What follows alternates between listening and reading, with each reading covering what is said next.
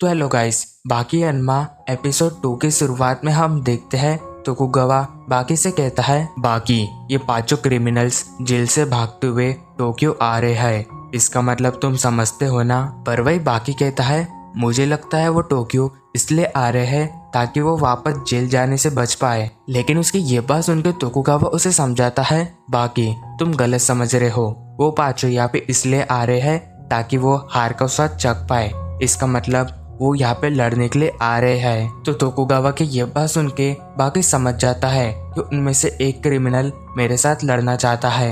अब वही तोकुगावा बाकी को बताता है, बाकी तुम्हें ये पता है ना, कुछ समय में अंडरग्राउंड मार्शल आर्ट अरीना शुरू होने वाला है। शायद से उस दिन ये पांचों क्रिमिनल तुम सबको अंडरग्राउंड मार्शल आर्ट अरीना में चुनौती देने वाले हैं। तो तोकुगावा के ये बात सुन के बाकी कहता है, तोकुगावा तुम इतनी फिक्र क्यों कर रहे हो, मैं हो ना, मैं सब संभाल लूंगा। फिर तभी सीन शिफ्ट होता है। हम देखते कि एक गार्डन में एक पर्सन रनिंग कर रहा होता है और वो पर्सन बहुत ही अच्छा बॉक्सर होता है।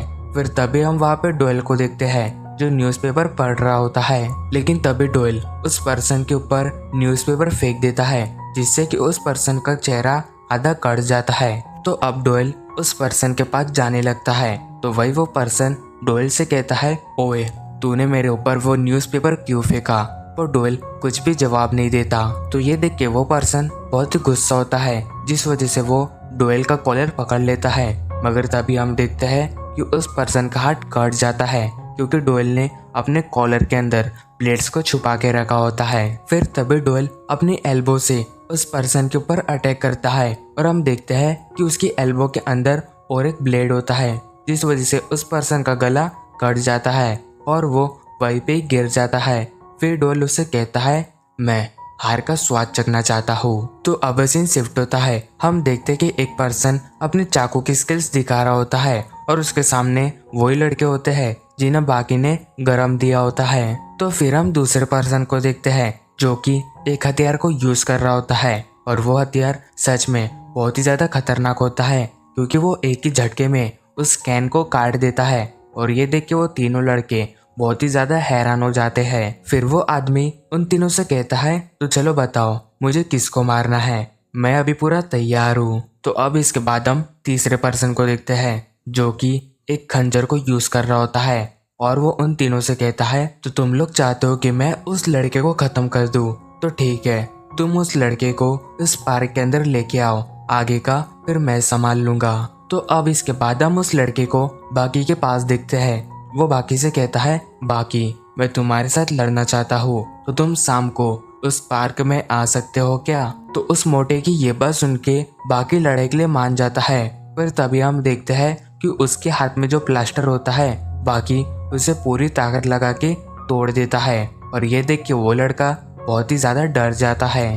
तो अब इसके बाद हम देखते कि वो सब पार्क में पहुंच चुके होते हैं और वही वो लड़का बंदूक निकाल के बाकी से कहता है, बाकी तुम्हारा बहुत हो गया, अभी मैं तुम्हें खत्म कर दूंगा। मगर वही हम बाकी के चेहरे पे एक स्माइल देखते हैं और वही वो उस मोटे से कहता है, तो ठीक है, मुझे मार के दिखा। लेकिन तभी एक पर्सन सामने आता है और उस मोटे को रोकते हुए कहता है, तू अभी रुक जा, इसके लिए तो मैं ही काफी हूँ। और ये कहते हुए वो बाकी के पास बढ़ने लगता है। लेकिन तभी बाकी को देख के उसे याद आता है कि बाकी ने बहुत समय पहले उसे बहुत ही बुरी तरीके से मारा था। तो वही बाकी कहता है, ओ तो तू वही है, लगता है तू मेरी और मार खाना चाहता है। तो ये बात याद करके उस पर्सन के पसीने छूटने लगते हैं। मगर तभी वो दूसरा पर्सन बाकी पे अटैक कर देता है लेकिन बाकी अपने हाथ से उसके हथियार को पकड़ लेता है। तो ये देख के वो पर्सन अपने हथियार को वापस खींच लेता है जिसके बाद वो अपने पूरी ताकत से बाकी के ऊपर अटैक करता है पर बाकी उसके हमले से बच जाता है। लेकिन तभी बाकी एकदम से उस पर्सन के पास आके उसे डरा देता है और वही जो उस बंदे का हथियार होता है वो उन दोनों के आजू बाजू घूम रहा होता है।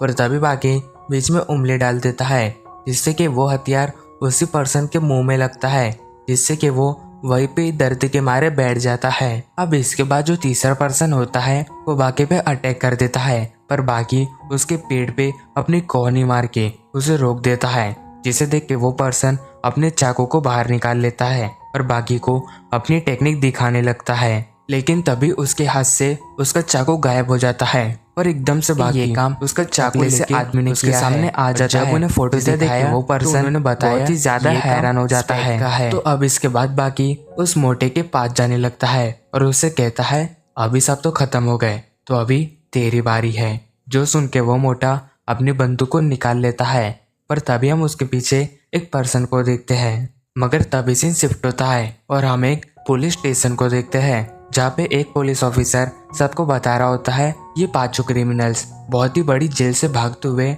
टोक्यो में आ चुके हैं, हमें इन्हें कैसे न कैसे करके पकड़ना ही होगा। पर तभी वहाँ पे एक दूसरा पुलिस ऑफिसर आता है जो अपने सीनियर को बताता है सर, कुछ समय पहले पता चला है कि हमारे कुछ पुलिस ऑफिसरों के ऊपर एक पर्सन ने अटैक कर दिया था और उनकी कार को बहुत ही बुरी तरीके से तोड़ दिया था। जब वहाँ के लोगों से पूछा गया तो उन्होंने बताया, जिसके बाद हम वापस से बाकी के ऊपर आते हैं और हम देखते कि वो पर्सन और कोई नहीं बल्कि स्पेक होता है। और इसी के साथ हमारा ये एपिसोड एंड होता है। Thank you so much for watching my video.